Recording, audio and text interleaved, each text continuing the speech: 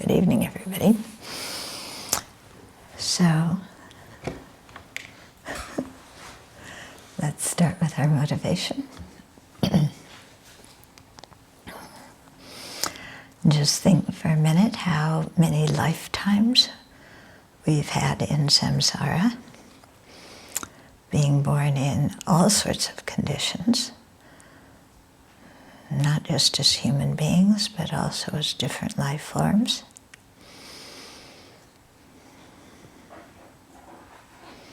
In different realms, some with great happiness, some with great sorrow and pain.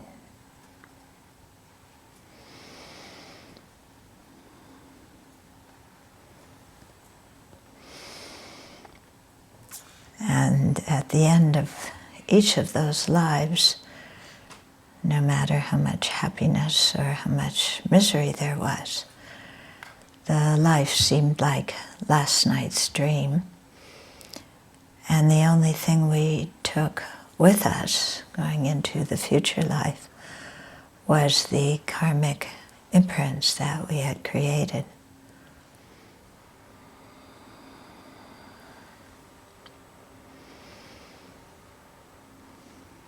Everything else got left behind.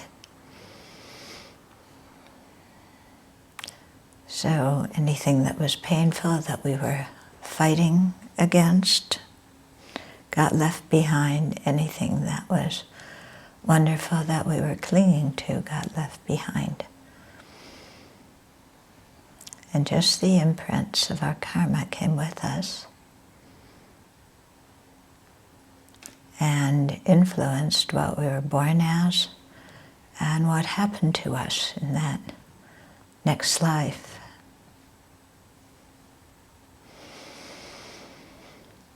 And so this whole system of birth and death and birth and death occurs due to ignorance. And as long as there's ignorance in our mind, this will continue to occur.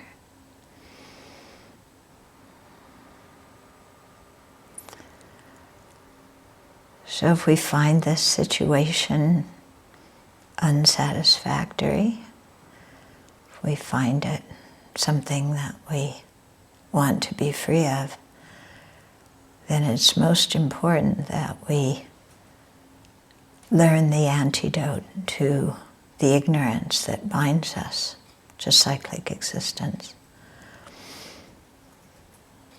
And that antidote is the wisdom that realizes emptiness, the wisdom that realizes that the object that ignorance holds as true does not exist at all.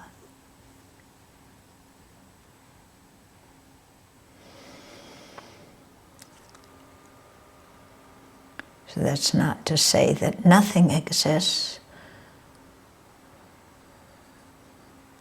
but the inherent existence that ignorance is holding does not exist.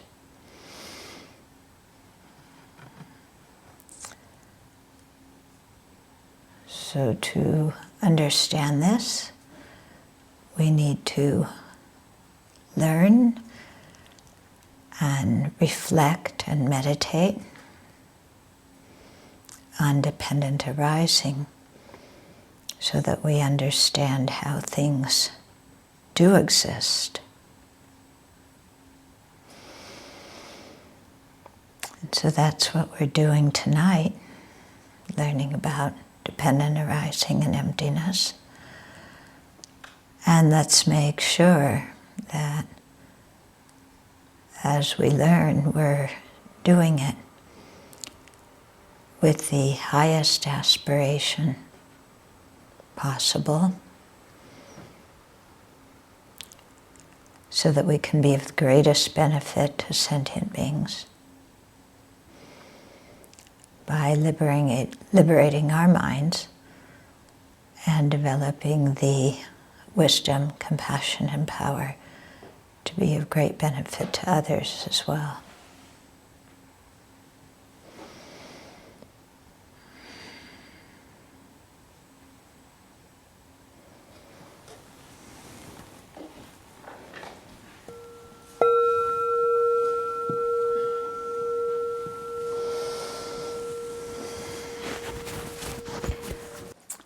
So I thought I would start with a question that someone wrote in.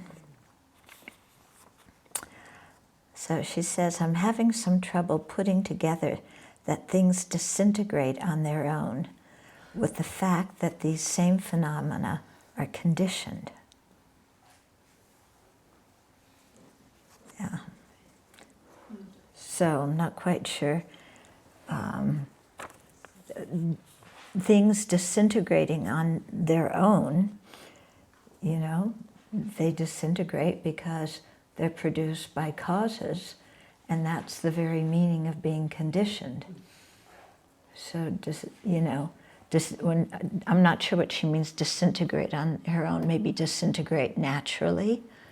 Yeah, so disintegrate naturally just because, you know, they're produced by causes, and the causes are temporary, so the result is temporary, so things are changing momentarily. That's the very meaning of being conditioned. Yeah, you're conditioned by other things. Okay, so he says, on the one hand, what exists in this moment cannot exist in the next because of subtle impermanence. But they are also conditioned in that they are under the perpetual influence of other phenomena. But those are the same meaning. That's the same meaning. Those are not two different meanings. We say the apple rots because of contact with bacteria and enzymes, but that apple is also disintegrating and is different in the very next moment by its own nature of impermanence. Again, those two things are the same. Yeah, its own nature of impermanence means it exists in perpetual relationships to other things, so it's always being influenced by other things. Yeah, I think it sounds like when she's saying disintegrating on its own, she thinks it's inherently existent, permanent, and it's permanent and disintegrates, which is one of the views we just refuted, actually. Okay, it appears as if the apple goes out of existence on a gross level because of the influence of the bacteria and enzymes, but how can it then be ceasing on its own at the same moment it arises? Because for something to have gross impermanence and go out of existence, like the apple just completely becomes mush, to reach that point from the beginning point of when the apple arises, it means it's got to be changing moment by moment. It's not that it's permanent all along and then at the end it changes and goes out of existence. Yeah, it's changing momentarily. Okay, so I think maybe I don't need to read the rest of it, but I think that's the idea. I mean, she's just saying the two ways I can think to explain this is that one, the bacteria and enzymes do not cause the apple to cease, but rather these other factors simply contribute to what the apple becomes in the next moment. But it's all happening together. It's not different. It's not two different things going on. And then she says, two, maybe the apple rots because in each moment it is under the influence of other phenomena. Yeah, so she's seeing she's seeing impermanence as different from being affected from other phenomena, but the meaning of those two things comes to the same point. Yeah. Or that arising and by the ceasing is impermanence doing its thing. They're not separate entities. Yeah. Okay, so we were on verse 76. Okay, so 76 and 77 come together. Nagarjuna says, but persons who delight in foundations, first of all, the previous verse, you know, he was talking about the all-seeing Buddhas have said the Dharma of the highest good is profound, unapprehensible, and without any foundation. And remember, without foundation means without the foundation of inherent existence. So now he's going to go on and explain that a little bit more. But persons who delight in foundations, not having transcended notions of existence and non-existence, are terrified by the foundationless Dharma, and being unskilled, they are ruined. Terrified of that fearless state, ruined, they lead others to ruin. See to it, O king, that no matter what, you are not led to ruin by those already ruined. Okay, so this is talking about the fault of being afraid of emptiness. Okay, so emptiness is foundationless in the sense that true existence does not exist at all. So the true existence has no foundation on which to stand. Okay, so the true grasping mind is said to be a mind that apprehends signs meaning inherent existence.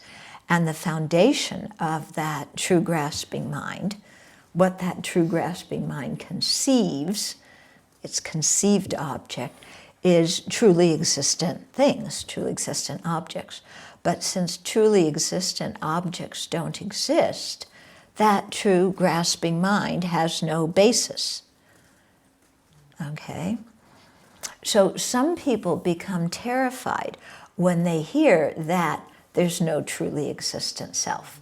They become terrified because they think if there's no truly existent self, no truly existent person, then there's no person at all.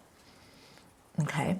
And this fear that they have it arises due to their strong grasping at true existence and to the buildup of imprints of this kind of grasping in their minds, you know? So the longer we're in samsara, which has been going on since beginningless time, the more we grasp at true existence, the more we put the imprint of grasping at true existence in our mind.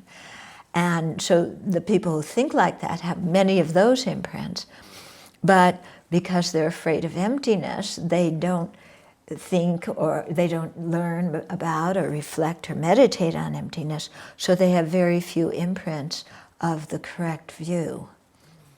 Yeah, which makes it difficult for them to understand selflessness or emptiness, even if they hear teachings. Okay, so while nobody except the Buddha is free of these imprints of true grasping, there is a difference in the strength, you know, between one person and another, and in the extent to which different people have created merit. There's the extent of their collection of merit. Okay, so when we see that, then we understand why it's important to listen to teachings, why it's important to study, contemplate, and meditate, why it's important to create merit and to purify.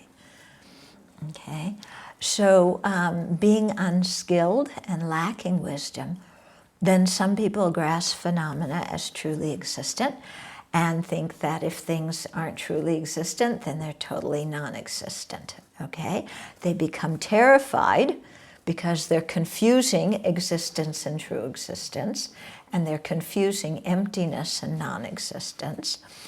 Okay, so then they become terrified. They think nothing exists, karma and its effects don't exist, you know, and so then they kind of, nothing exists, so their whole view of the world kind of crumbles and loses meaning.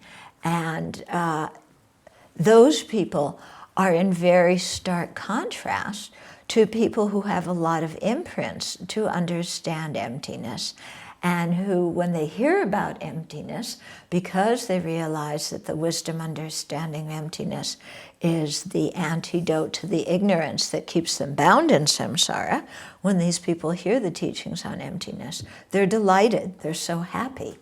So the same teachings that make some people terrified make other people totally joyful.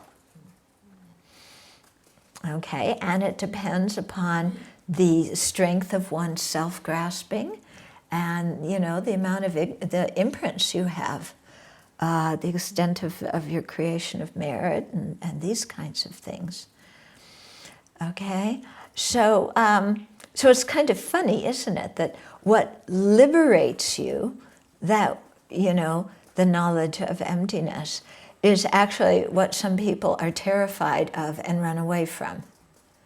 You know, it's like you're sick, somebody's giving you the medicine, and you scream in terror and run away as far as you can get from the medicine. So that's really a tragedy, isn't it? You know, that's something really unfortunate when that happens. So there's many different ways in which people can go astray in this process. So some people are totally uninterested in learning about emptiness. Yeah, they're not interested in spirituality. They just want to enjoy their lives. So they never go to teachings on emptiness, you know, Dharma teachings. They never hear about emptiness. They don't want to. Even somebody invites them to a teaching, they say, what's the use? It's boring, it's ridiculous. So, you know, these people who are uninterested, you know, until something in their mentality changes, their samsara is going to be endless. Yeah. And what's sad is, you know, these are people we care about very often. Then other people abandon emptiness, so they hear a little bit about it, but they say it's nonsense and stupid. You know, what are you talking about? Things don't inherently this. What kind of stupidagio is that? And so these people are ruined in that they don't make an effort to learn and contemplate the correct view of emptiness. So like the people who are uninterested in emptiness, their samsara doesn't have a foreseeable end to it. Then there's, okay, so those people just say it's nonsense and folly, you know. Then there's still other people who reject emptiness outright, and they go to the nihilistic extreme. And they say there's no such thing as the law of karma and its effects, and there's no future lives, my actions don't have any kind of ethical consequences, so I can do whatever I want. So these people continue on in samsara, also endlessly, but they go to the lower realms. Yeah, because they've created so much destructive karma by thinking that there's no such thing as the law of causality. Okay, and so what's even, and then there's, still other people, okay, who misunderstand emptiness and have this thing, there's no existence and no non-existence. Yeah, remember we talked about these people before. Oh, there's no existence, there's no non-existence. It's all kind of inapprehensible. So these people too, you know, are born in the lower realms and keep cycling in cyclic existence. So what's even more tragic than one of these people keeping on in cyclic existence is, you know, and ruining themselves due to their own views, is somebody like this teaching their wrong views to other people. Yeah, because then they're not only ruining their prospect for liberation, they're ruining other people's prospect for liberation by teaching them the wrong view. Okay, so they teach them the wrong view, they even encourage them in destructive actions. So that's really a tragedy. So remember at the beginning of the text, Nagarjuna gave the example of, you know, the herd of cows that's walking near the edge of the cliff, and the head cow just takes the wrong path, and all the other cows follow them into this jungle, you know, at the very edge of the cliff, and bad news, you know. So it's kind of like that, you know, somebody may be quite charismatic, they may be quite intelligent in one sense, but not intelligent when it comes to understanding emptiness. So they have the wrong view, they teach that to others, all the other people follow them because they're so charismatic, and then it's bad news for everybody. Okay, so we usually think, for example, that people like butchers, for example, or, who kill a lot of animals, that these kind of people create so much negative karma. But actually, the negative karma created by butchers is nothing compared to the negative karma created by these people who lead others astray on the path. Okay? And so, if somebody who is who kills a lot of people, that's nothing karmically compared to somebody who gives up emptiness. Yeah, because when somebody gives up emptiness, it's like they squash the lamp that dispels the darkness of ignorance. They throw away the medicine that's going to cure their disease. Yeah, and so there's no way for them to attain Buddhahood and so on. Yeah. So a butcher may slaughter a certain number of beings, but somebody like this who teaches wrong views can actually harm, thousands and millions of people. Okay, so Nagarjuna is warning the king, be very vigilant, and don't follow somebody who ruins others, and don't ruin others yourself by your wrong ideas. Okay, so although the king's talking to Nagarjuna directly, he's also talking to us. Yeah. So I always wonder, I see, because I'm always like a little cautious teaching emptiness, and I see other people who just like go out and teach it with like no problem at all. Yeah, it's quite interesting. I've never heard it. They may have they may have the right views, but yeah, some people are just more timid about this. I guess I've heard this teaching a lot. Okay. Okay. So then what we want to understand is, the correct view we want to understand is that emptiness means dependent arising, and dependent arising means emptiness. And what we want to learn is how to posit both of them in a non-contradictory way. Okay, so denying dependent arising means that you're denying cause and effect, denying the existence of the three realms, three jewels, and so forth. So to avoid that kind of wrong view, we need to understand how to posit dependent arising correctly. And then also we need to learn how to explain why things that are dependent arisings are also empty of inherent existence. Okay, and so to learn that, we have to learn how to posit emptiness correctly. Okay, so understanding that emptiness means independent existence, that something doesn't depend on any other factors, be those factors cause and effect, causes and conditions, parts, relationship to other things, terms and concepts, that independent existence, that's the meaning of independent existence. So if things exist dependently, they can't exist independently, because those two are completely, mutually exclusive and contradictory. And inherent existence is synonymous with independent existence, okay? So we have to understand that. So we have to be able to also understand how to posit the two truths, conventional truths and ultimate truths, as being one nature but different isolates, okay? So those two things, being able to show how dependent arising and emptiness are complementary, not contradictory, and to be able to understand how the two truths are complementary, yeah, that the two truths are conventional truth and ultimate truth are one nature, but they're different isolates, or what we could say nominally different.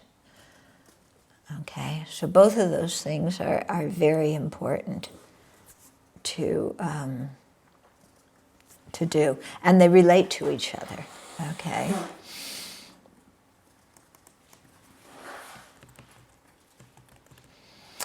Okay, so saying things that things are empty of inherent existence only negates a particular type of existence, inherent existence. It doesn't negate all existence.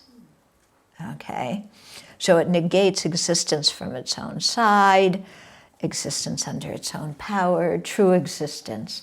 But, emptiness does not negate, is not equivalent to total non-existence. Okay, so things exist. I mean, we realize that, there's people sitting here and there's things going on and stuff happening. So things exist. They just don't exist the way they appear to us. Their mode of existence is different than how they're appearing, because they're appearing like they're all objective out there, and we're just coming along and seeing them. And isn't that how you look at stuff? Yeah, when you walk in the room is out there, the people are out there. We just walk in and what we see is exactly what there is. Yeah, isn't that? Yeah? So that's her problem. Okay? Yeah, because in fact things don't exist out there objectively. They exist in relationship to other things, and especially they exist in relationship to the minds of sentient beings. And they exist in the relationship to each other. And it's very interesting, sometimes if you really focus on this in your meditation, because you start out looking at something and like, okay, this is a gong. Yeah, and this is tissues, and this is a table, and everything looks like it has, whatever we name it, whatever we define it, it is that. It has its own essence as that. But then when you think about it, all these things exist in relationship to other things. I mean, this can't be a gong without there being people who need to hear a noise to know that it's time to do something else. Yeah? So this gong is, posited. I mean, it exists in relationship to all these people who, have decided we need to hear a sound. Why? So that we know it's time to do something else. And the table exists in relationship to people too, because we need something to put our stuff on. Yeah, but the table also exists in relationship to the floor. Yeah, because if there were no floor, you couldn't put the table on the floor and nobody could use it. Yeah, and so when you start looking around at anything we have here, you see that all these things exist in one big thing, so that they all operate somehow. Yeah, but like this isn't a thermos just in and of itself. If there weren't people who needed something to drink from, you wouldn't have a thermos. Yeah. Okay. And then when you really look at other things, you see how much, like our economic system, whatever economic system, well, even the idea of money, okay? The idea of money is completely fabricated by human beings. There's no such thing as inherently existent money. It's just some people at some point decided, they used to trade beads and shells and stuff like that, and it was like really difficult to carry around so many beads and so many shells. So then the idea of money came, where you made something that was lighter, and that that money or that metal, indicated certain things. The whole idea of money, completely invented by human beings. The idea of banks, invented by human beings. Yeah. The whole way you have money and deposit it in a bank, and then that money gets loaned out to somebody else, thus putting more money in the economy than there actually is. That's all a result of us inventing the banking system and the loan system, and all these things about mortgages and hedge funds and all this stuff that I don't understand. It's all human invention, depending upon our mind fabricating things. So we fabricate, this global economy, and then we all suffer in it. Like the Chinese, money is going down. Like, what in the world does that mean? It's just we invented a system, and according to the rules we made, then that means something bad's happening. But we're the ones who created the whole system. Yeah, it's totally fabricated. And yet we relate to it as if, the economy is out there as some inherently existent thing that we're all, these tough rules that we're all trying to navigate our way around to stay afloat. But it's just something human beings created. So when we really think about this, it eases our mind in many ways. Like we don't need to take all this stuff so seriously. You need to play by the rules, yes, yeah, but it's all stuff that we've invented. I mean, it's kind of like football or baseball. You invent this game, and then you don't go completely crazy over who wins and who loses. But it's just a game that we invented, and who cares where a ball goes? It's only a ball. And yet, where this ball happens to go and who touches this ball becomes like of crucial importance, and people's lives depend on it, and their reputation depends on it, and their self-worth depends on where this ball goes. And then they get so tense and stressed. And it's just a ball, and it's just a game that we made up. When you really think about it, isn't it? Our Red Sox fan over here. Yeah? So, I get the analogy of the games and all, but I was thinking in terms of the global economy, people really do suffer. For example, if something happens to the economy, you lose a job, and then the impacts are real, the effects are real. Yeah, the impacts are real, and definitely a lot of people suffer because of it. I'm not negating that, but I'm saying we invented something and then we suffer because of it. So how does someone, which is part of this, a player or a pawn in this thing, economy, yeah. Because it's real suffering, it's like it really impact their livelihood. Right. So how do they think to?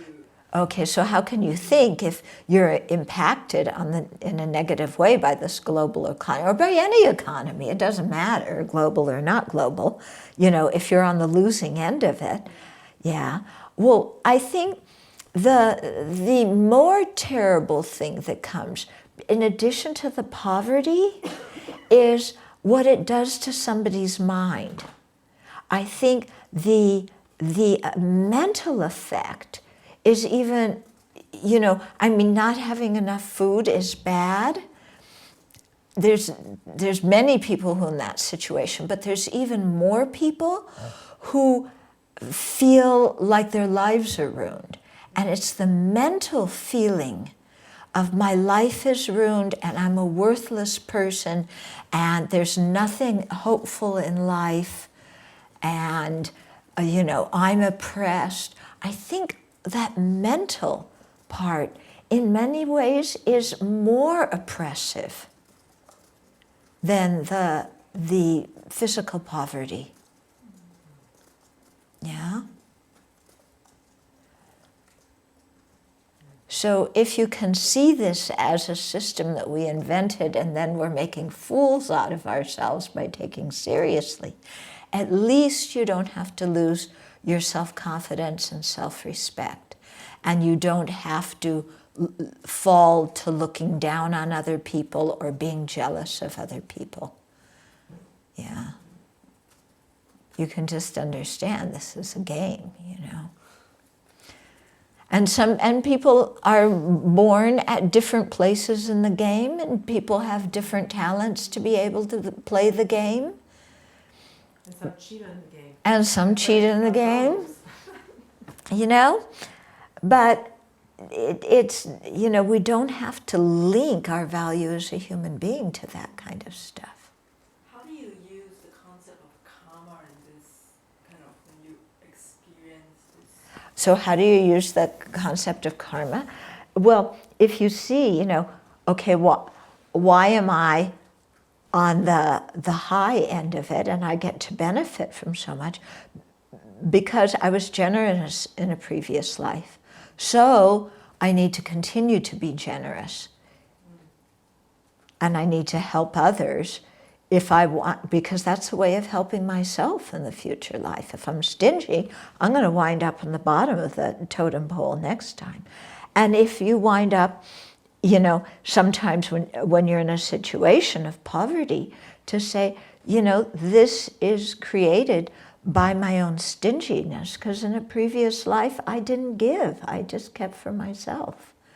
So now I'm experiencing this result, and so now I too have to be generous, even I don't have much, in order to create that karma of generosity, because that karma of generosity doesn't depend on how much you give, it depends on your attitude when giving. Yeah? Usually you remember to think about this when you're in poverty. Yeah. Yeah, usually when we're in poverty, we point the finger at somebody else and blame them. But it's like, yeah, this is a result of my actions. Nobody else to blame here. Yeah. Uh-huh. I remember when I was at college, a very prominent philosopher was using this example to talk about like how the Buddhists see fabricated systems like this as being like a game. But his conclusion then was that Buddhists are kind of nihilistic, that it's just a game, so you don't have to behave ethically. And I didn't know enough to object, but I was really uncomfortable. Yeah. No, the point is it's just a game. Therefore, you have to play ethically. And you have to play by the rules, because how you play is going to influence your future experience. Yeah.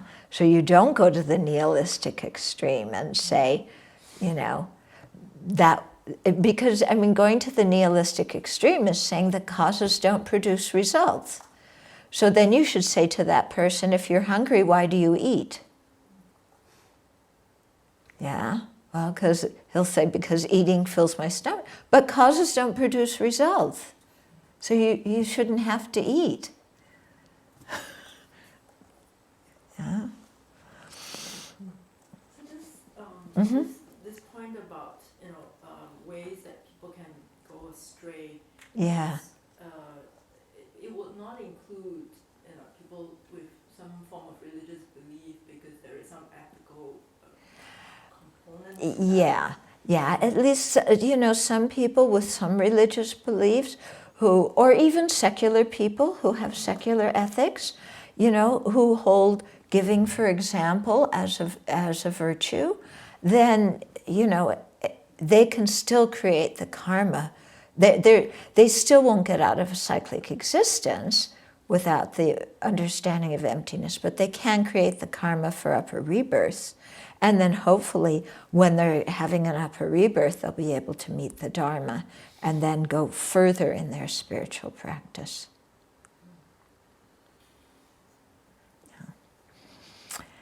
Okay. So when we think sometimes deeply and we understand that that all phenomena cannot exist inherently, then we may think, well, how do they exist if they don't exist inherently?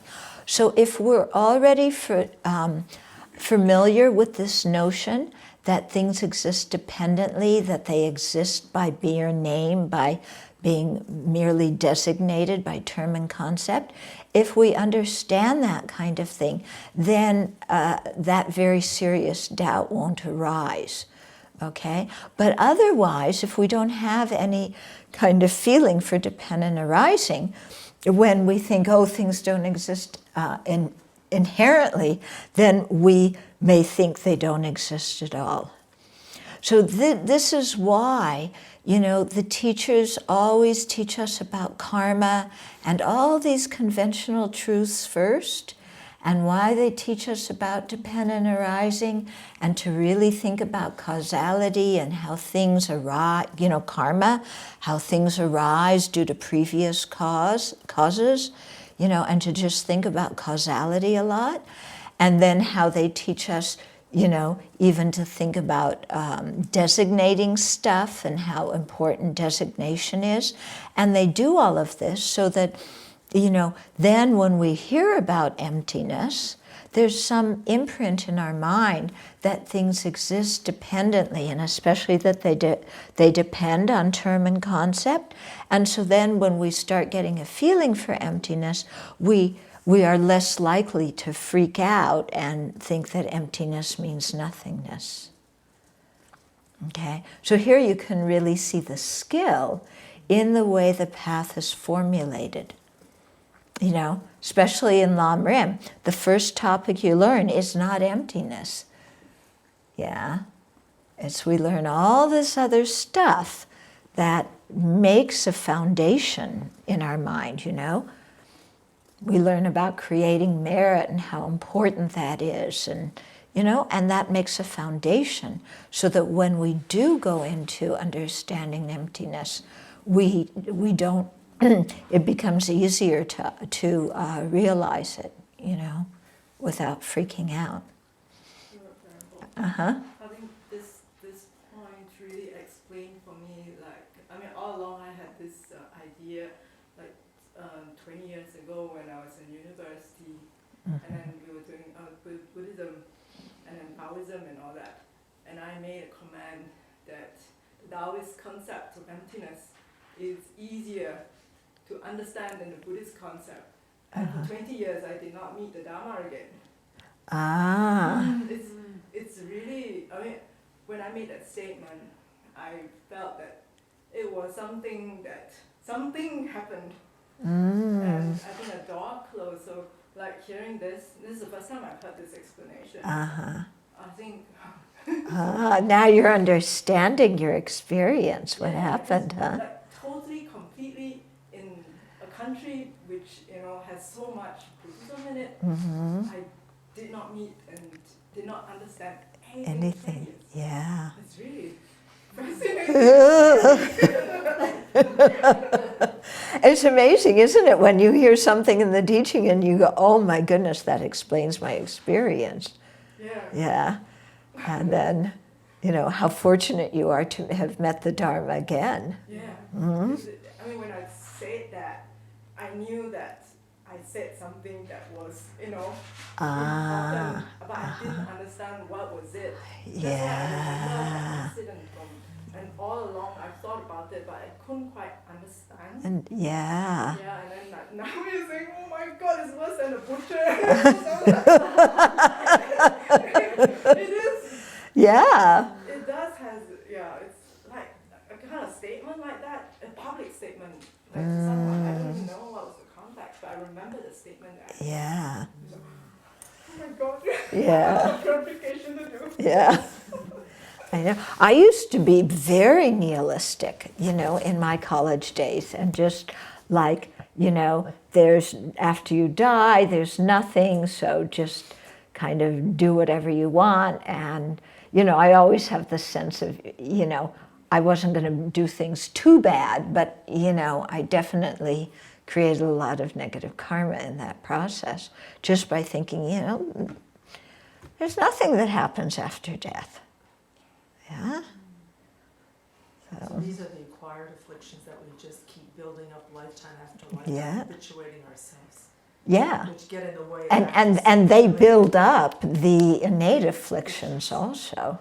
And then the ignorance just keeps playing itself Well, out. We can't again and see again through it. and again, yeah. Yeah. Okay. So Geshe-la here is saying, you know, because of all of this, you know, in order to make us understand things completely, and, you know, Nagarjuna, with his great compassion, kept emphasizing to us that even though things are empty, it doesn't mean they're not they're non-existent. You know, that they do exist. Okay. So now we're going to get into a section of the book where he's talking more about the selflessness of persons and selflessness of phenomena.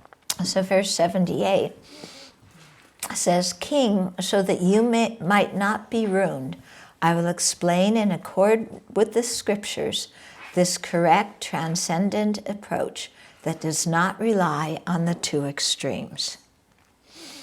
So we're very familiar with the two extremes by now, aren't we? Okay, so Nagarjuna and the king have a very close relationship. The king is Nagarjuna's benefactor, and out of compassion, Nagarjuna wants to advise him to learn about emptiness. And he, you know, also later on will give him a lot of advice about how to rule the kingdom as well. So again, although he's speaking to the king, he's also speaking to us. Okay?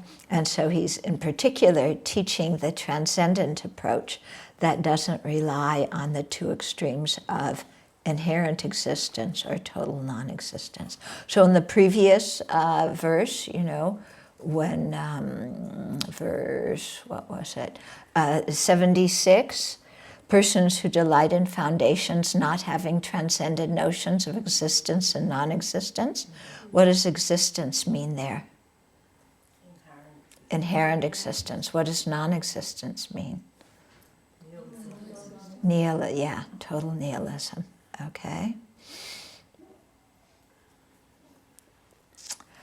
Okay. So, so he's going to use reasoning and some scriptural quotation to explain to the king and to us the perfect view of the middle way. Okay, 79. Beyond both negativity and merit, it is the profound meaning derived from the scriptures.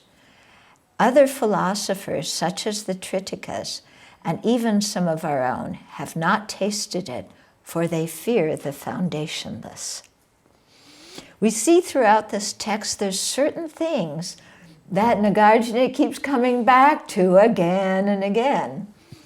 You know, one is the don't be afraid of emptiness. Another one is the two extremes. Yeah. And that don't confuse existence and inherent existence. Don't confuse emptiness and non-existence. You know, in so many of the verses, the same point is made again and again, coming at it from different ways. Okay, so to go beyond the non-meritorious and the meritorious karma that produce rebirth and cyclic existence, we must meditate on the profound emptiness. So when the first line, when he says beyond both negativity and merit, yeah, because negativity and merit, you know, the non-meritorious and meritorious karma that we create in cyclic existence, both under the influence of ignorance, keep us in cyclic existence, even though the merit is certainly better than the negativity. Okay? And so we must learn and meditate on the profound emptiness, because that is what will lead us to the highest good. So when it says the Tritikas, it means the non-Buddhists, okay? So those people, and even some of the Buddhists, the Svatantrika, Madhyamikas and below, you know, they haven't been able to fully understand emptiness as the Buddha explained it in the definitive sutras. So their lack of experience of emptiness is due to their fear of emptiness, even though emptiness lacks any inherently existent foundation. Okay, so to avoid being paralyzed by that same fear, it's important to understand that emptiness and dependent arising support each other. Because things are empty, they arise dependently. Because they arise dependently, dependent on other factors, they're empty of objective or independent existence. Okay? So even though we may not really feel the full import of this kind of statement, just having some belief in it brings enormous benefit, because it steers our mind in the right direction. So even though we may not understand this completely, you know, just as long as we keep following the definitive teachings, then we should never get discouraged and think, you know, I'm beyond hope, or I'm stupid, or I don't know anything. Okay? So that's not just me saying that, okay? That's what they're, you know, what Gyaltsab Je and Geshe-la is saying. Okay, now verse 80. Verse 80 has quite a long commentary to it, so we'll be on this verse for a while. This verse is one of the most important verses in the text. Actually, when His Holiness gave the Pelden Lamo Jainang when we were in South India, this verse is one of the commitments he gave us to contemplate daily. Okay? So the verse reads, the person is not earth, not water, not fire, not wind, not space, not consciousness, not all of them together. What person is there other than these? Okay? So the key point is that the person and other phenomena, such as the aggregates, don't have the slightest existence from their own side, and they are posited merely through the force of nominal convention. That's the point of this verse. Although none of the verses say, you know, none of them, you know, there's no inherent existence from its own side, but they exist by nominal convention. That's the deeper meaning of this verse, okay? So in other words, things don't exist inherently, but they do exist conventionally. And conventionally existent is the meaning of posited merely through the force of nominal convention.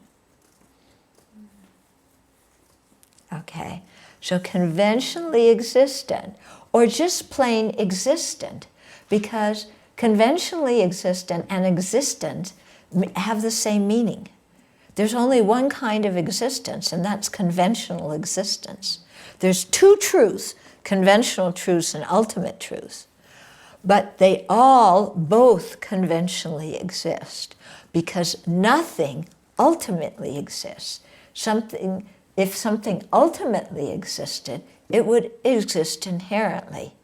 So even emptiness does not exist inherently. It's an ultimate truth, but it isn't ultimately existent. But since it exists, and there's only one kind of existence, which is conventional existence, emptiness also exists conventionally, meaning it and everything else is posited merely through the force of nominal convention. So not only, the piece of paper and you and me and, the lamp are posited through the force of nominal convention, are fabricated by conception, but also emptiness, exists by nominal convention. In other words, emptiness is not some kind of independent, absolute truth that is ultimately existent.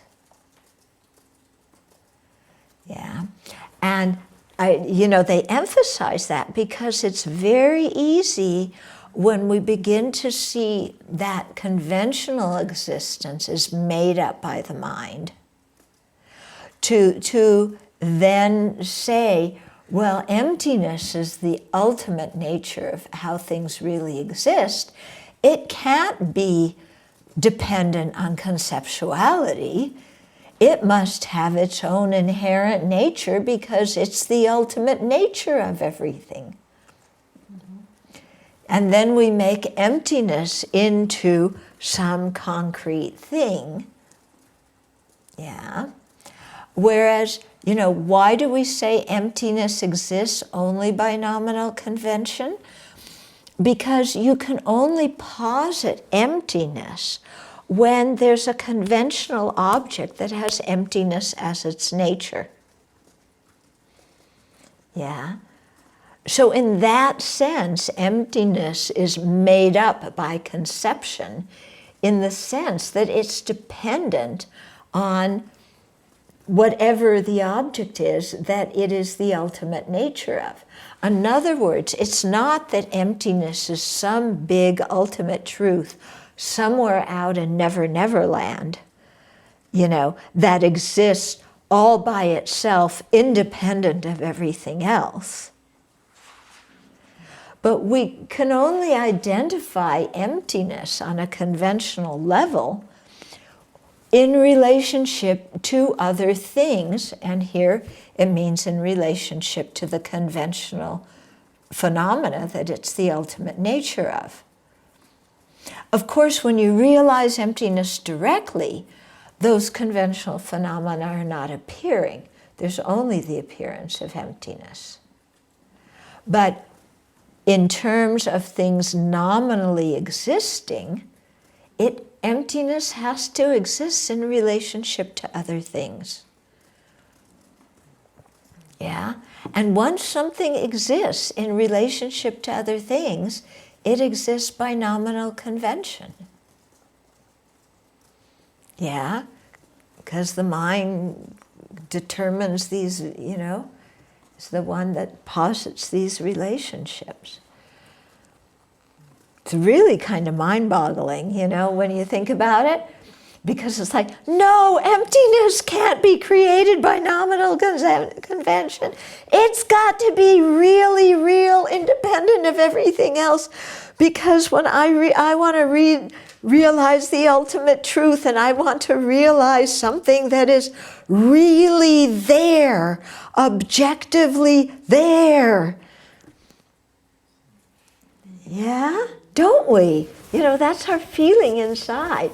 Ultimate truth, the thing that's really real. Yeah? But what does reality mean? It means it doesn't exist the way it appears to the primary consciousness, that apprehends it. What is, emptiness is the one thing that does appear as it exists to the primary consciousness that apprehends it. It's different in that regard. So emptiness is true because it exists the way it appears to the primary consciousness apprehending it. But it is not truly existent because it doesn't exist on its own independent of everything else. So, you know, when you really think about this deeply, it's like you can't escape into emptiness as some kind of ultimate, absolute state in which you're always absorbed in and you never have to deal with conventionalities again. You can try and do that, but conventionalities still exist. They exist because emptiness exists. So samsara still exists. It exists within emptiness. You know, emptiness isn't a cause of samsara, but samsara exists in relationship to the emptiness of samsara. Because emptiness is the ultimate nature of samsara. So when we are realizing emptiness directly, it still exists posited in dependence upon the mind that's realizing it? And when you realize emptiness directly, you're not positing anything. It's not. You're just perceiving emptiness. But that perception of emptiness exists at the same time as the conventional existence of emptiness. You know, it's just your mind is not seeing emptiness as a phenomena that's conventionally, that exists by mere, you know, convention at that time. Only the Buddha can see the two truths simultaneously. Yeah? Okay. So that's why they say when you're in direct perception of emptiness, only emptiness appears.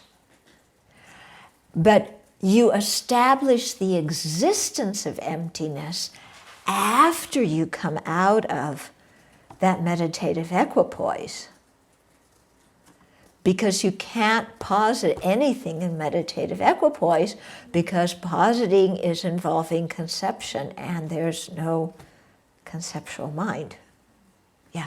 It seems like that would be the main importance of being a Buddha. Yeah.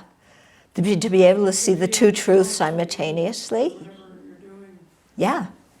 Yeah, I mean, that's why you don't stop at the realization of arhatship, because arhats can't see the two truths simultaneously. So they stay in their meditative equipoise on emptiness for a long time. Yeah, but the Buddha can see both simultaneously, which gives the Buddha the power to be able to benefit sentient beings in a very special way. So what you explained here, this is how we posit the two truths as one nature and different isolates. Yeah, they're one nature because they can't exist without each other. But they're different isolates in that emptiness is not, you know, the emptiness of the table is not the table. And the table is not the emptiness of the table. The two truths, in fact, are contradictory. The table and the emptiness of the table are contradictory. Something can't be both the table and the emptiness of the table. But they're one nature. They can't exist without each other. But they're nominally different because they're not one. If they were one, then emptiness and the table would be, you know, the same thing. But they're not one, they're different. And only the Prasangikars posit this? Right? There are other schools that say that they are different natures.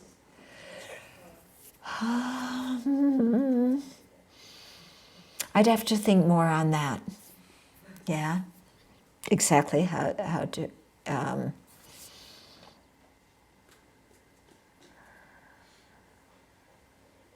Yeah, I don't want to get into thinking about that right now. Okay, but I will. Okay. So we did.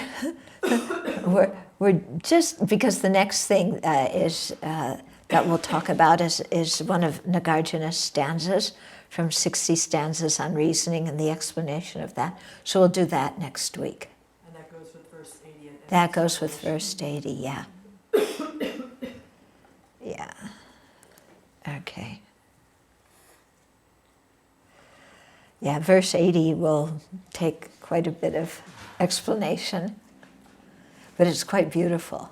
It's quite beautiful. I mean, when I was working on this in editing this, because this is the explanation about the snake and the rope, and it's like for the first time I really understood that, that example. I always found that example rather strange, and then I finally got it. I mean, I'm sure there's deeper ways to get it than when I got it, but I stopped seeing it as a strange example. Yeah? Questions on Uh-huh. Okay. Someone asked, when we say that a Buddha is seeing two truths simultaneously, what exactly is a Buddha perceiving? Is a Buddha perceiving what a sentient being might perceive in terms of conventional objects? Yeah, the Buddha perceives because the Buddha is omniscient and know everything that exists, yeah, the appearance of phenomena to sentient beings, is that appearance is something existent. It's a false appearance. The Buddha, understands that because it's a knowable object. Yeah, but the Buddha from his side does not see things as inherently existent. It knows the appearance of inherent existence to sentient beings. He knows the appearance of inherent existence to sentient beings, but he's not perceiving inherent existence from his own side. And the next question is, Uh-huh. how do you actually meditate on emptiness and know that you are doing it in a useful way? That's a good question. Okay, we'll be getting into that in this next verse, but remember a few verses ago I was talking about things being one or many? That's a very good way to meditate on emptiness. Or, to think about dependent arising, and then to think that, if things arise dependently, they can't have their own nature. But especially this verse 80, we'll get into, how to meditate, and it's very good for seeing the selflessness of persons. I was thinking about what you were saying about, in response to the question about the whole game of the financial institutions and whatever, all that. Mm-hmm. It made me think of a documentary I saw, and what I was thinking is that how you're saying the most harm is the mental side. Mm-hmm. I was thinking it's because of making the identity that you create Yeah. from a situation that is constructed, Mm-hmm. how you identify Yeah. a person might feel defective when it's actually they're just part of a big system Yep. kind of thing. Exactly. And when you really understand this, you can see how ridiculous it is to get proud about anything. Yeah, right. And it's totally ridiculous. Like, what are we getting proud of? Yeah? Because the whole notion of success is something invented by human conception. It has no objective existence at all. It's just a conception we made up of what success means as a society. And as Buddhists, we're revising that difference of that definition of success. But still, so easily our mind goes into it, doesn't it? Yeah? And evaluating ourselves and evaluating others and making judgments. But it's all something that human beings just invented. Yeah? Even individually, we invent it. Yeah. Yeah. We certainly do. On society. Mm-hmm. And in our particular field, we invent more what success means in our particular field. Yeah. Other fields, it's like, well, they're all kind of the same. But our thing, all these delineations of success and this and status and I want to look like and I know so-and-so. And, it's all just made up by the mind. So that's why it makes sense, play the game ethically, so we don't harm others, and play it with compassion. Knowing that it's a game, you can play it with compassion because you know that you don't have to win at it. Yeah? Okay. Did you have something? Only a comment to that. There's compassion because there also independence. People are existing independence to other people, and like there, as everybody knows, they're coming these refugees to Germany, and then there is their famous football game or groups, and they put the refugees in front of them. They played for them. They gave all the money that came into it to building camps and houses and such. And even the losers, they didn't show anything that they lose. They put themselves together in hand with those who won and said, "We want you here. It's your home," and gave this message to thousands, millions of people. So who was playing the football games? The German, Two German groups. two German groups. Yeah. Soccer, were playing soccer games, and they used all the profit to help the migrants, the refugees. They didn't care about the issue of playing and winning and Yeah. such. They cared about people they depend actually on. I don't know how much they really understand, but they see the suffering they're going through, Yeah. and they had this compassion. So every emotion regarding to the play was nothing. Yeah, that's really beautiful, isn't it? When you can see two soccer teams playing out of compassion for refugees and not really getting, all emotional about whether they win or lose, because their objective is to raise money to I guess they're so do things. successful in Germany because they kind of famous for that. Yeah. Yeah. Yeah, of course. I mean, if sports teams have that mentality, people are going to love them. Yeah? So it was under offering. Their playing was under offering, not under we need to beat them. Yeah. And they Right. invited refugees in the podium as well, so making friends. Okay. Yeah? So a question from last week. Uh-huh. So you were talking about how the beginning of a moment is simultaneous with the end of a moment. No, I didn't say the beginning of the moment is simultaneous with the end of the moment. Previous moment. That when you're talking about, remember I said that we said beginning, middle, and last part, because end was the time when it was over. So when that one thing is over, that's the first moment of the next the first part of the next moment. Okay?